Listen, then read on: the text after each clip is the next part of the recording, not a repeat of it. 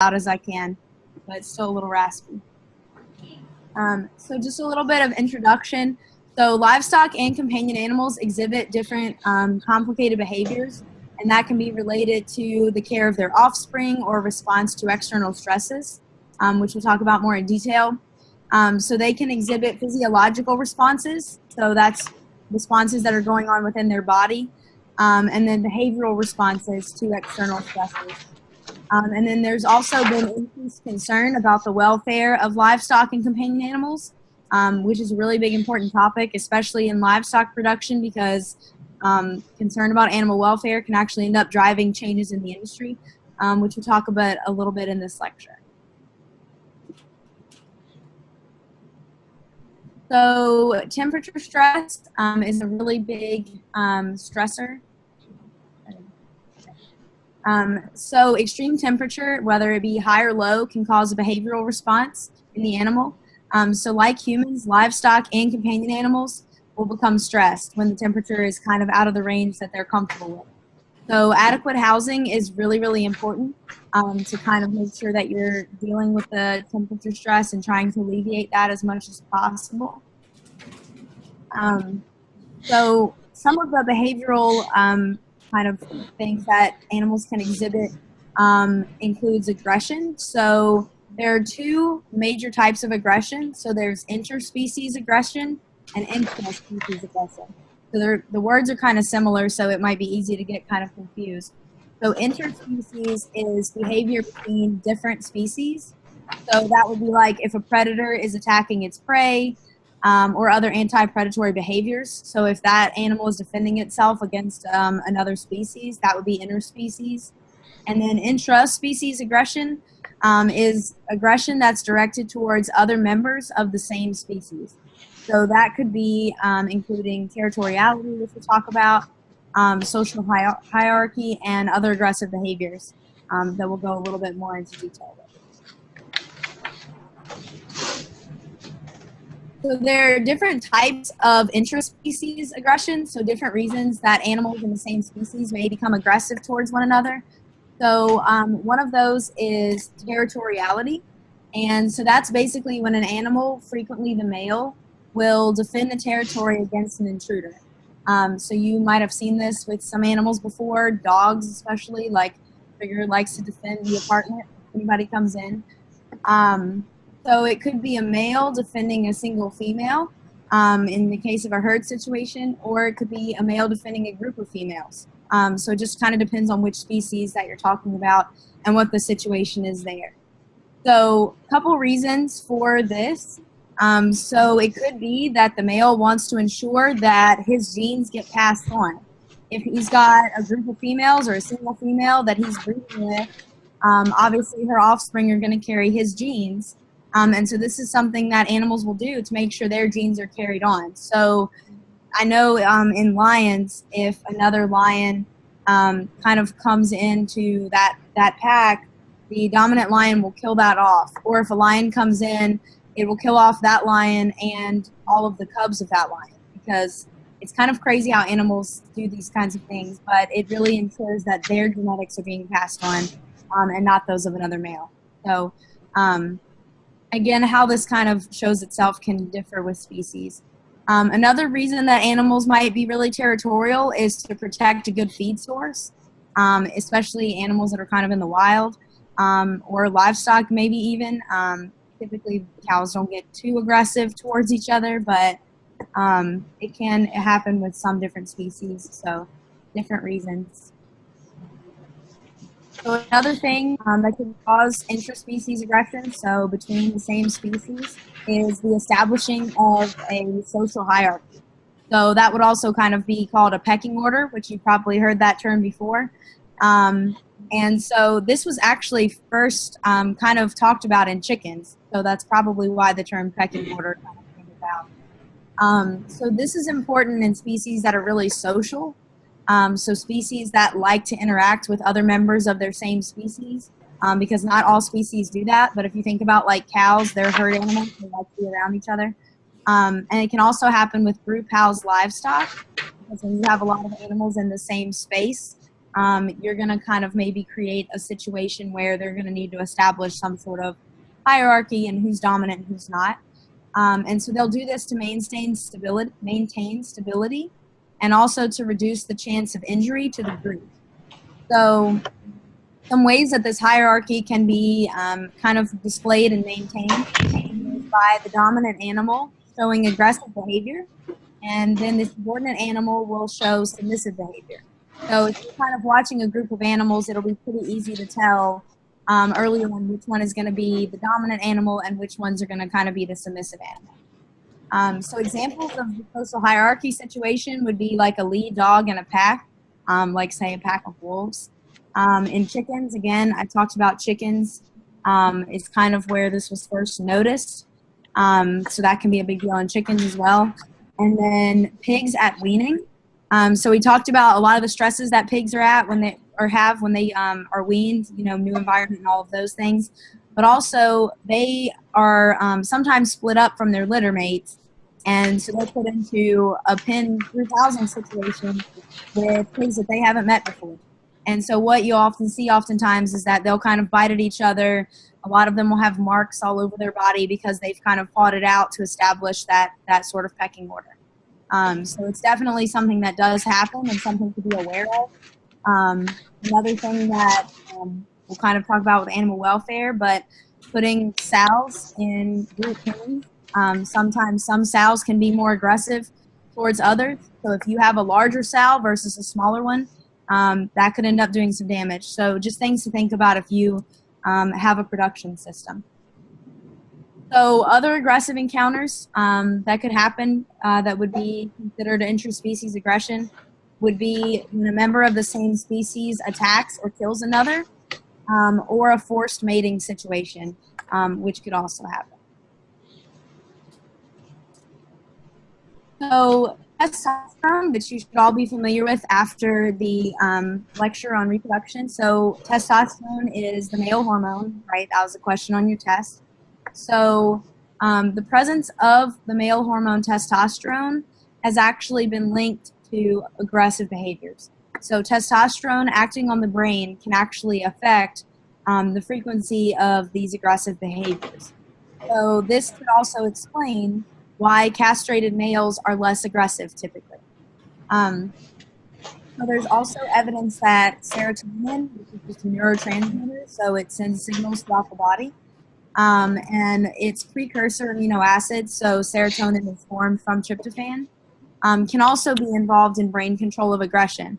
And so I don't know if this analogy kind of makes sense, but if you think about, people always say at Thanksgiving you eat a lot of turkey and you get tired. That's because of the tryptophan in the turkey, and tryptophan is going to go into the production of serotonin, which is going to kind of have sort of a calming effect. So it can kind of have a role in aggression, because if you have more serotonin, then maybe you're not going to be quite as aggressive, or the animal's not going to be as aggressive. So research has actually been done on livestock. My lab actually did a study with feeding pigs higher levels of tryptophan at weaning to see how they handled the group stress situation. And it really did help. It calmed them down a lot. They didn't fight as much. So it's very interesting how just a small change in your management practice, or the diet in this case, can actually really affect things, other things that are going on. So we're going to talk about the examples of interspecies aggression and kind of narrow it down a little bit more by some species. We're not going to go into all of them, but just some good examples. So in chickens, roosters are naturally inclined to fight.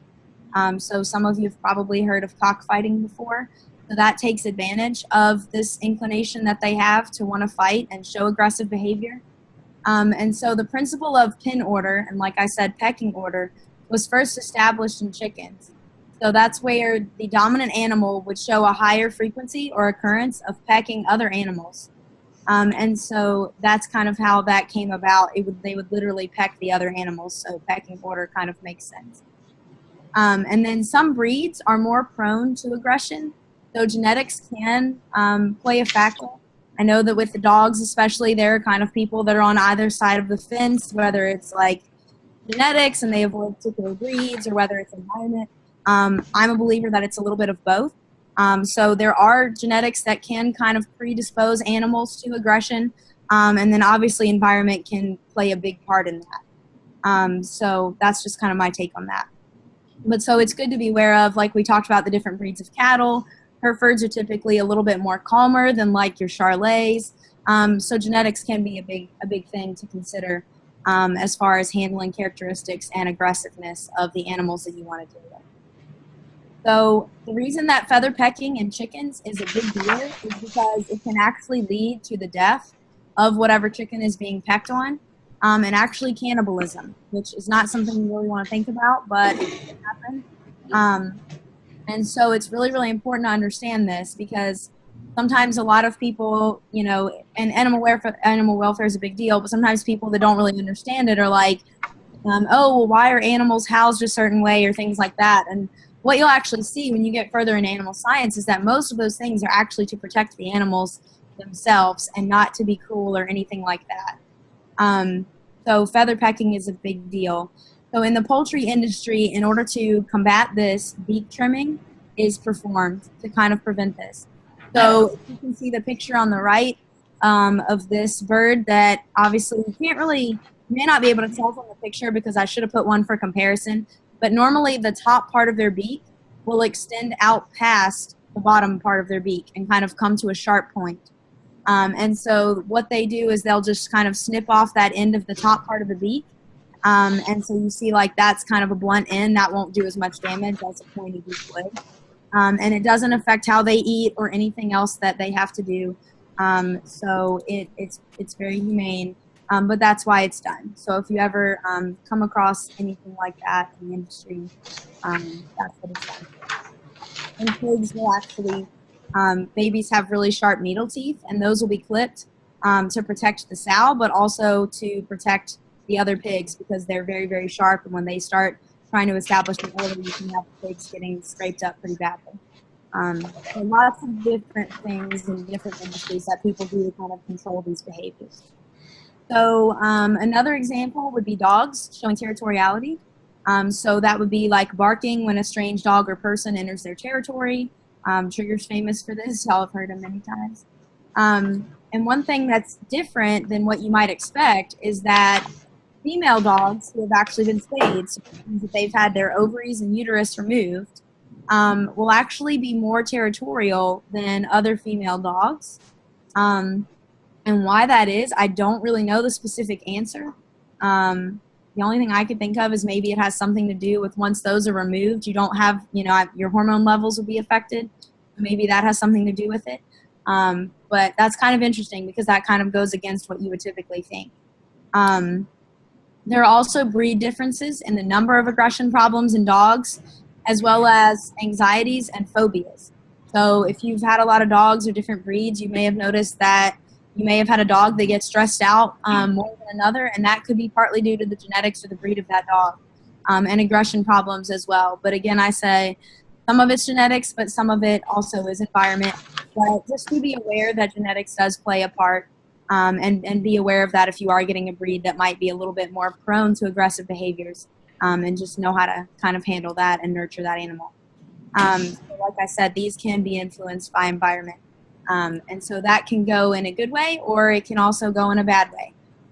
So like, for example, my dog is actually part German Shepherd, and he was abused at the rescue center before I got him, and he has major aggression issues that I have to deal with a lot.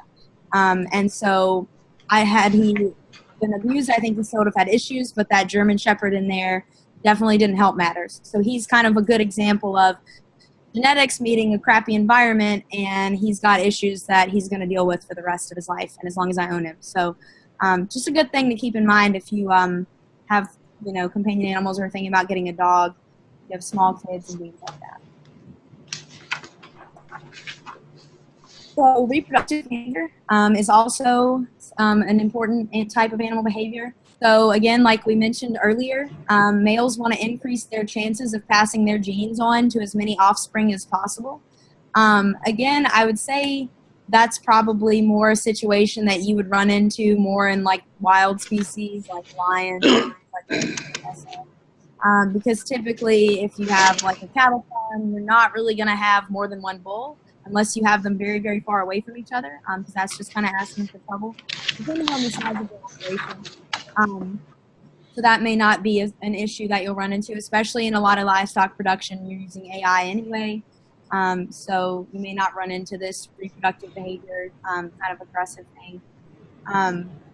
So this will actually increase the chance that the female gametes will be fertilized if animals are displaying reproductive behavior. And it also restricts mating within the species. So not all reproductive behavior is aggressive. Sometimes males can be a little bit aggressive, like when they're trying to make sure their genes are passed on if there's another male. But reproductive behavior can also just be the behaviors that animals kind of do prior to reproducing. So like birds in the wild will do kind of like a mating dance, or they'll have like a mating song. That's a reproductive behavior because their end goal is reproduction. So reproductive behavior can help the other animals identify when a female is fertile at estrus, and also help a producer identify when it's time to AI. Courtship behaviors prior to mating, like I said, birds are kind of a good example that come to mind for me, because at my companion animal class, we had to watch YouTube videos of birds doing weird dances to try to attract their mate. So I always think of birds when I think of this kind of courtship behavior. And then more in the livestock side of things, you'll have mounting, intromission, and then insemination. And then you might have parental behaviors to be able to feed and protect their offspring. So anyone that has a cattle farm and has ever tried to get close to a newborn calf might have run into some trouble there, especially with Charolais. So they will display kind of intense behavior, and an animal that may not normally be aggressive may become aggressive in a situation where it's trying to protect its young. So that's also something to consider too. Just because it's your favorite cow and she's never charged at you before, it's a whole different story when that cow has a calf. And also with other animals too. So just something to be aware of. So other animal behaviors include breeding behavior. So that's kind of one that's a little bit popular. I kind of think of monkeys. Monkeys will kind of groom each other and pick bugs off of each other. And if you've ever seen any of those Animal Planet shows, like I like to watch for some reason. Feeding, drinking, and elimination behaviors can also be some other behaviors that animals might exhibit. So some species of animals have specific behaviors related to urination and defecation. So for example, dogs will mark their territory by urination. So they like walk by a tree and they smell that another dog's been there, they're going to pee on that tree, or in Trigger's case, the 20 trees between here and the dog park. So he owns all of that. But so another thing is that pigs may defecate in specific areas of their housing. And I will definitely say that that is true. I think my pigs did it on purpose, but I had quite a few research pigs that insisted on pooping in their feeder. So I had to clean that every day, which was lovely. I really enjoyed it. And then I also had a couple that would just poop into the hallway, not even in their pen. So I had to clean that up too. And once they decide that's where they're going to go, they stick with it. They're committed. So that is definitely something I've seen to be true in pigs. They like their certain spot. So animals not very also trainable either. Oh, no. Once they pick that spot, it's over.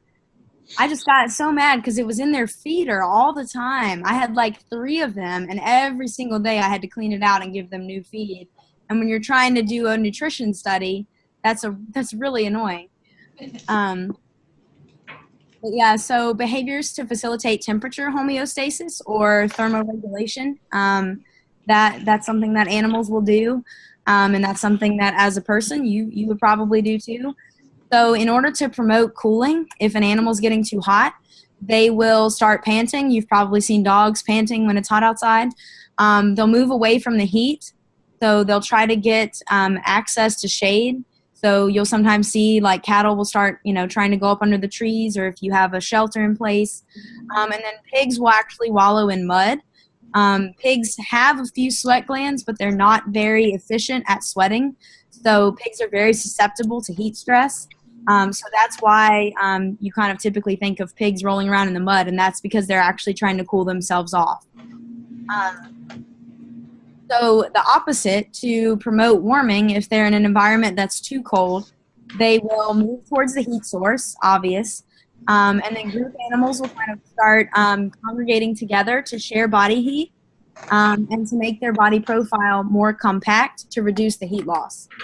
So if you've ever seen animals kind of standing in a group and when in the winter, that's probably what they're doing.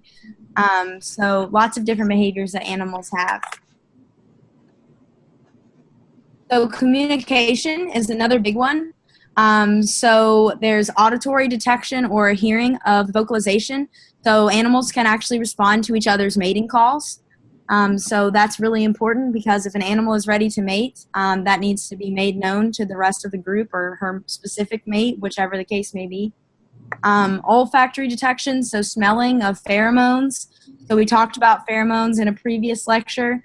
Pheromones can kind of attract members of the other species, or they can be used to mark territory. So again, marking territory, like I just said, so the response of bulls to urine of a cow in heat. They can actually tell from the pheromones that are being produced by the cow at that time that she is in fact in heat and ready to breed. And a good one with marking territory also that I always think of is cats. Cats can kind of spray if they want to, typically if they're more outdoors. But even in the house, if you have a cat that rubs up against furniture or rubs up against you, they're actually marking their territory because they kind of have glands that will kind of put their scent on different things. And when cats kind of knead on things too, like knead on a blanket, that's what they're doing. They're kind of putting their scent all over everything, saying this is mine, and every cat needs to know it. So there's visual detection of signaling movements. So in dogs, that could be submissive position, like if you have two dogs that are playing and one of them kind of keeps rolling over on its back, that's a submissive gesture saying like, okay, I know you're bigger, so I'm going to go ahead and submit to you. Head movements like and poultry, that could be something that they do to kind of communicate with each other. And then various tactile interactions, so kind of touching. That's particularly between the offspring and the parent. So parents may kind of nudge or touch their offspring to maybe move them out of a situation or to even kind of teach them how to do certain things. And it also kind of helps establish that bond between the offspring and the parent. So stress is something that's a big factor in a lot of different things. We've talked about it in different lectures before, how it can affect nutritional requirements and things like that. So multiple physiological and behavioral responses happen in response to physical and physiological stress. So you may have things that are happening in the body in response to that stress, and you may also have changes in the behavior that you can see outwardly in response to that stress. So the classic response, which would be a response in the body, so a physiological response, is a large increase in the release of cortisol, which was actually, I can't say that. So we talked about that in a previous lecture. So cortisol will be released from the adrenal cortex, and cortisol actually acts to protect the animal by increasing the availability of glucose for metabolism, and it also suppresses the immune system. So cortisol has many different effects on the body when an animal is stressed. So let's talk about two different types of stress. So there's physical stress and physiological stress, or physiologic stress. So physical stress would be like extremes in temperature, like we just talked about. And also it could be abnormally low concentrations of glucose, which is the most important sugar that's used by the body. So that could cause problems. And then a physiologic stress, or what could cause a physiological reaction, would be things like transportation, a new environment being handled in any way, dehorning in cattle, tail docking in sheep, and castration are just a few of those examples.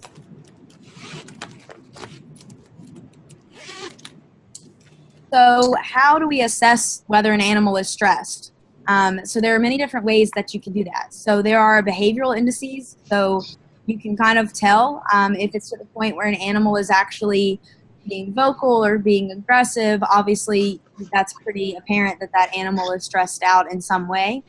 If you want to be a little bit more scientific, you can look at plasma concentrations of the adrenal stress hormone cortisol in mammals, and then it's corticosterone in birds. Those are the same thing. They're just different, called different things in the different species, but they're pretty much the same stress hormone.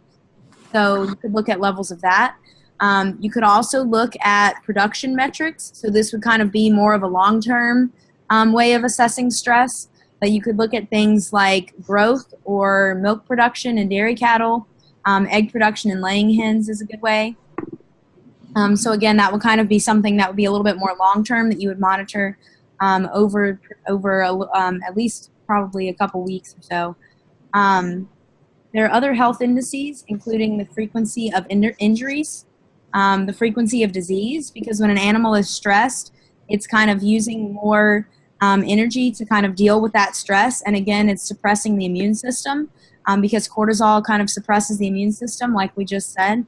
And so if an animal is getting sick a lot, it could be that that animal is more stressed out than some of the other animals, which is making it more prone to disease. Also mortality, and that's because, like I said, stress will impair the immune response. So it's a good thing to kind of think about. Just because you have a lot of animals pop up with disease all of a sudden, it could be due to the fact that maybe you're doing something new that's stressing them out. So it's always good to kind of come at a situation from a lot of different angles and think about everything that could be kind of creating that situation. So stress responses, we're just going to talk a little bit about livestock, horses, and dogs. So in livestock, like I said, painful procedures such as dehorning or branding can result of an increase in the release of cortisol, and that will actually cause an increase in heart rate. And so you may see behavioral responses such as kicking and vocalization. Anyone that's been around cattle has probably seen this before. That says kind of livestock in general, but it just kind of depends on the species. Like sheep aren't really going to kick that much. They kind of just stomp because they don't really have anything else that they can do to you. So they just try to look like they're going to run you over and they just stomp at you. But I think it's kind of funny. Horses, when the horses are stressed, the level of cortisol will rise. And so a way that you can kind of monitor this, and people that have done studies on horses will actually put either a young horse or a middle-aged horse on a treadmill for an exercise test. And they found that cortisol actually stays pretty high. Cortisol levels will stay pretty high for at least an hour.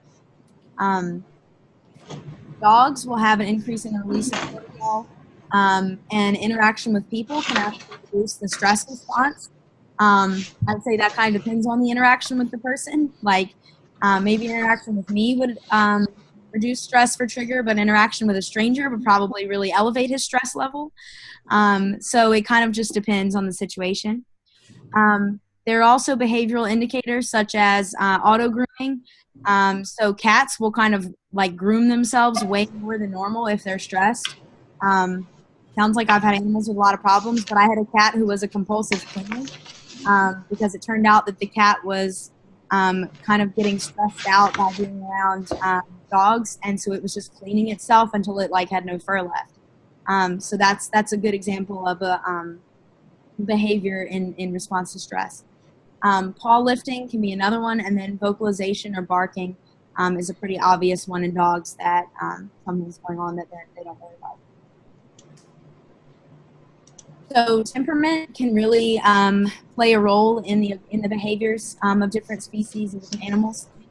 So temperament can be evaluated in domestic animals.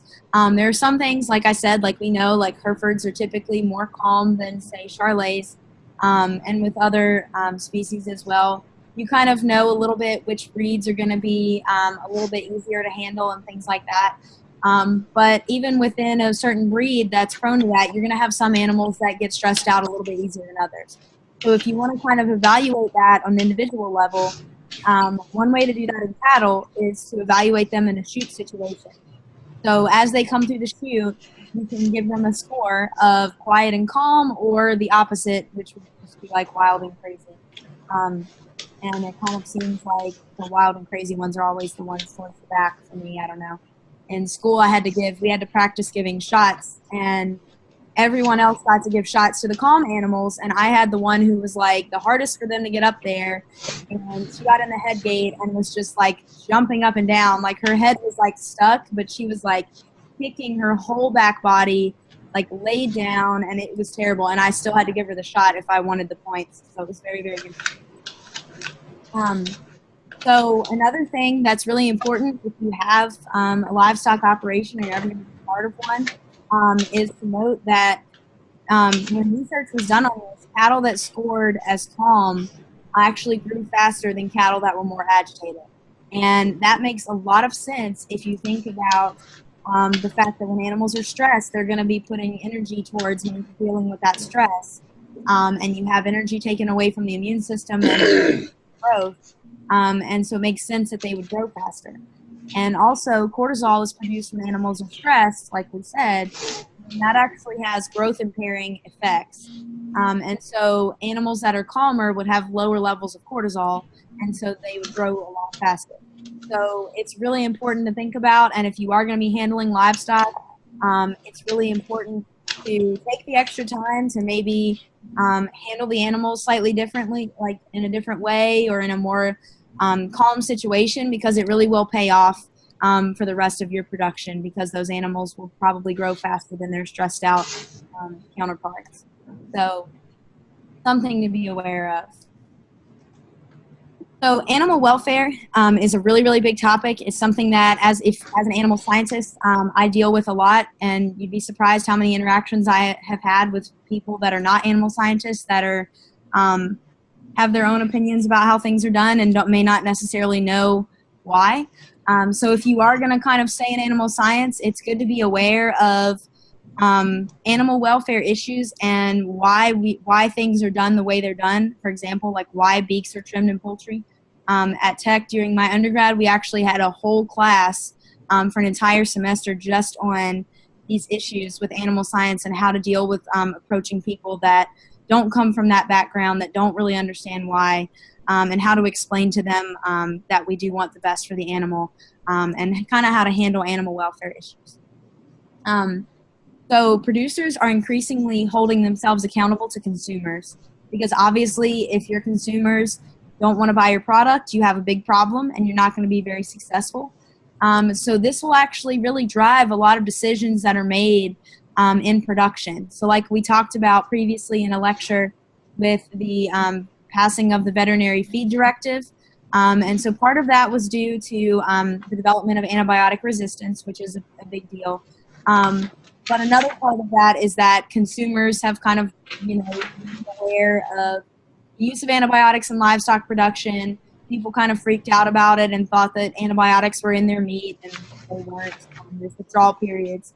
But because of all of that, and then, if one producer decides to start selling a quote organic or antibiotic free and labels it that way, then suddenly that producer is going to be kind of targeting those people and targeting the consumer that has concerns, and others are going to have to follow suit if they want to remain competitive.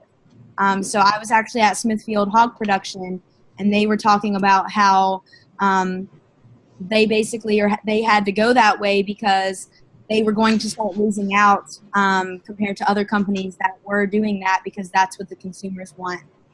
So even though it may not always be the most efficient or necessarily the best thing for production, changes will have to be made based on consumer opinion and what consumers want and what they deem is acceptable. So that's kind of where. Yes. Can I give you an example? Yeah, go ahead. That'd be great. Yesterday in a local grocery ad, they had fresh turkeys of a single brand that were $1.29 a pound. And the picture right next to it, it had another turkey, same size, antibiotic free, for $1.69 a pound. Yep. Exactly. And from your instruction and so forth, there shouldn't be a dime's difference in the two turkeys. No, there shouldn't be. And honestly, like the thing that people don't seem to understand is even when antibiotics were being used, there's a withdrawal period on every drug. So they know when that drug will be out of the system. So it'll say on the bottle, stop administering 60 days prior to slaughter or 30 days prior to slaughter. So antibiotics were never in the meat, but people don't seem to understand that. But now with the veterinary feed directive, what I think is really funny is that that was passed in January of this year. And a lot of consumers don't even know about that probably. So all meat is now seriously antibiotic free. But you still have people that are throwing it on a label and they're charging you an extra 20 cents for it. And people will pay that extra 20 cents, like you said, per pound just because it says antibiotic free and they don't actually understand the system. Yeah. Yep. So that's a very good point. It's definitely a good thing to be aware of. I always, whenever I'm in the grocery store and I'm like looking at stuff, I kind of am one of those people that says stuff out loud, like jokingly, like, oh, look, it's antibiotic free, even though they never had antibiotics to begin with. Like, because I'm just trying to like educate the public in the freezer section or wherever I'm at, like just that weirdo, like talking to myself. But yeah, I mean, it's a big thing. So it's really important, and that's something that I really like to touch on in the animal science class, because you will encounter that, and once you know all of the actual science behind it, you can be one of those people that saves your 20 cents per pound. So,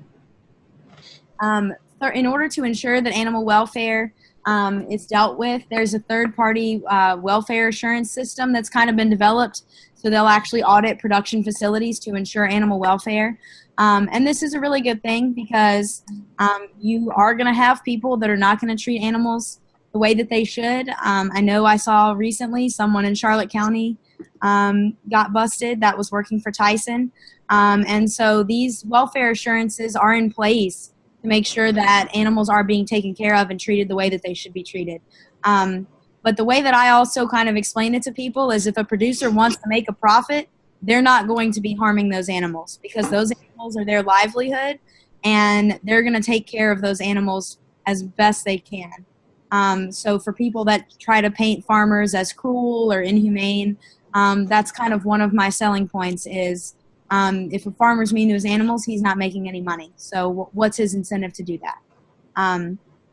So these third-party assurance, this system kind of helps combat that. So the focus on animal welfare typically follows campaigns by activist groups like PETA and standards enunciated by major users of animal products. So one big thing I will say on this is that the animal industry, I feel like, is not as active about educating the public as I think they could be. So I actually have friends that are choosing to be vegetarian for these kinds of reasons that will actually contact me and ask from my point of view because the only thing they come across online are articles from PETA or articles from animal rights groups that have taken a simple act like castration and put a video up and just made it look like the worst thing in the world. And so there's really, I will say honestly, if you're just doing a general search and trying to kind of learn about this, there is more information that you will find out there from these kind of anti-animal production groups than you will actually find the true information that you need to look for. So just make sure that if you are doing any research in it, in that area, that you're looking at reputable websites like where you're going to get good information like the USDA or Pork Checkoff or any of these like pork quality assurance. There's some for every different livestock species. So always look at your source. So that's important to know. And then, like I said, consumers need to be aware of the source is just a big, I put that bullet point there because I've had people come up to me and just defend their position. Like they're not going to budge on it. And I'm like, well, where'd you read that? And then they like told me the website. I actually went to the website and the website had a URL that made it look like it was an official website. And when you actually went to it, it redirected you to another page to an animal rights group. So they had actually kind of spoofed the website address that they were using to back up their facts to look legitimate. But then when you go to the site, it's like by PETA. So people really go to extreme lengths to try to influence animal production and paint it in a bad light. Hopefully those people don't ever want to eat meat because they're going to run into some problems there. But so these are just really big things with animal welfare that I always try to make sure people are aware of, especially if you are going to kind of continue in animal science. And it's good to be aware of because I saved you money at the grocery store because now you know the difference. Right, 20 cents a pound adds up. It's 40. Yeah, right. Especially when you're buying like a giant Thanksgiving turkey. Right. That's the same thing. Why the turkey breast itself is more when you're taking part of the turkey away. Mm-hmm. Yeah, but there's a big story with that one, but that's. Yeah, part of that's going to be the value added that we talk about in a marketing class. If people just want the breast, they don't have to be dealing with the bones and the carcass and all that kind of stuff. So there is an argument for that.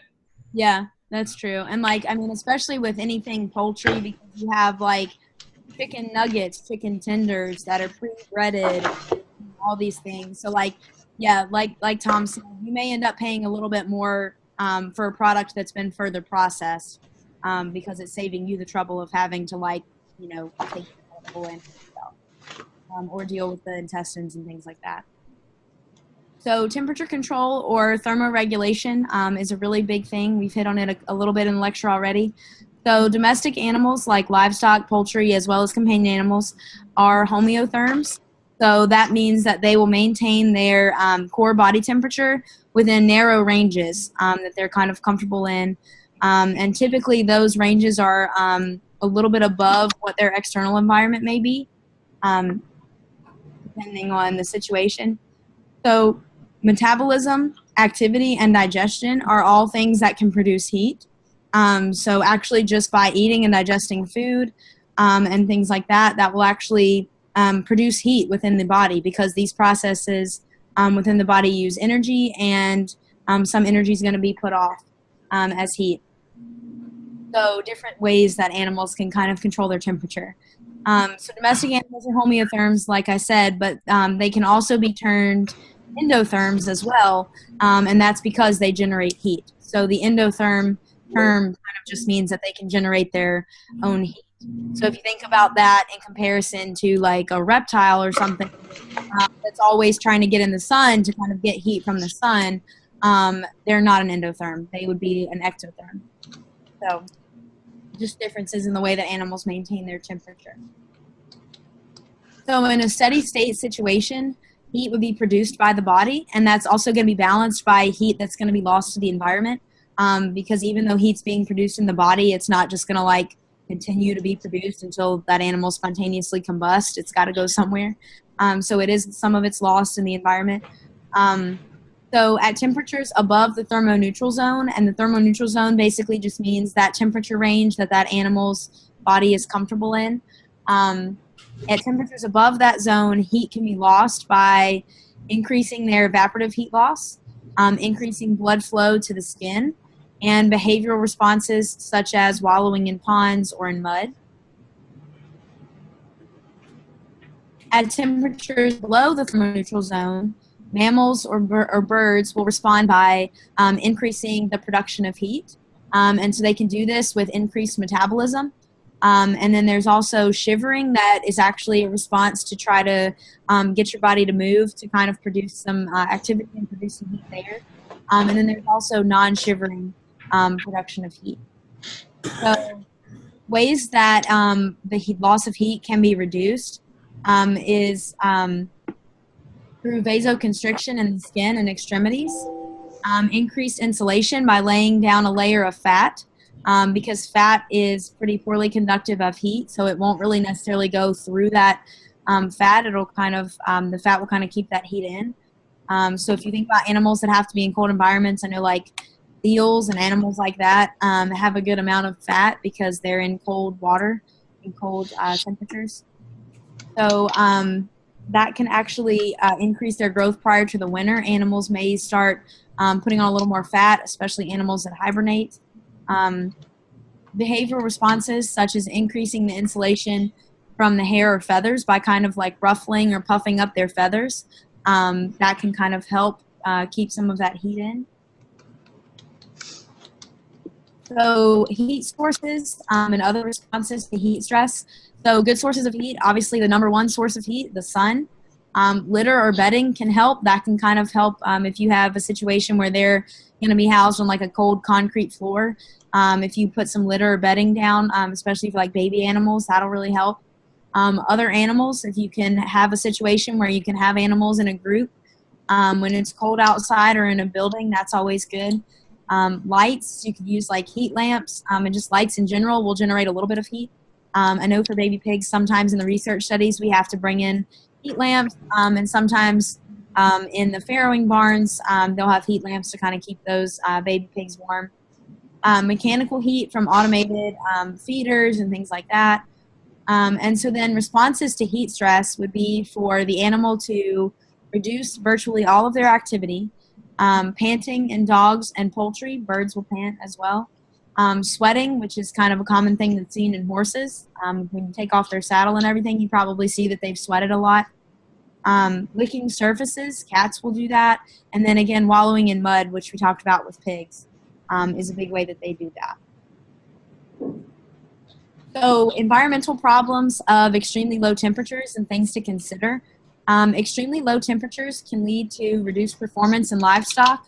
Like we said, anytime they're going to be using energy for other things, so like energy to generate heat, they're kind of taking energy away from growth, so you're going to have reduced performance. You could have a frostbite situation if it's cold enough, hypothermia, and even death. I know sometimes, like especially with calves that are born outside, if for some reason you have a situation where you have a calf that's born in like the dead of winter, you're going to want to get that calf inside.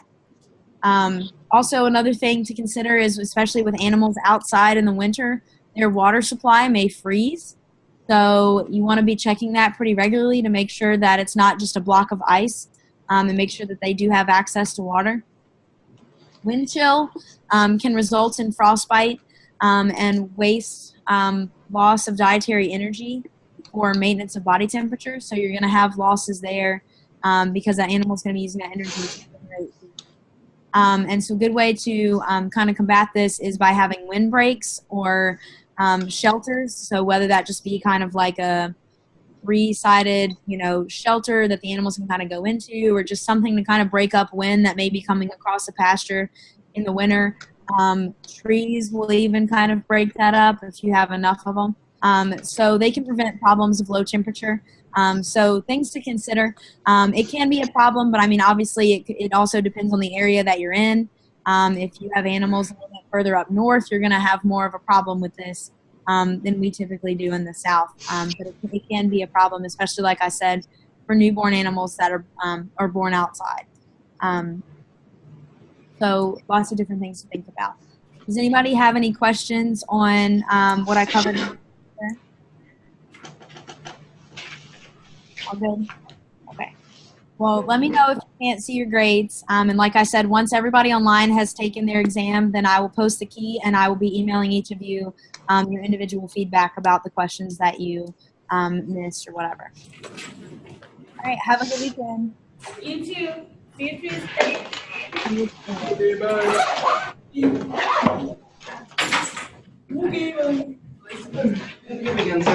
Okay, you too. Try to get the test done, Tyler.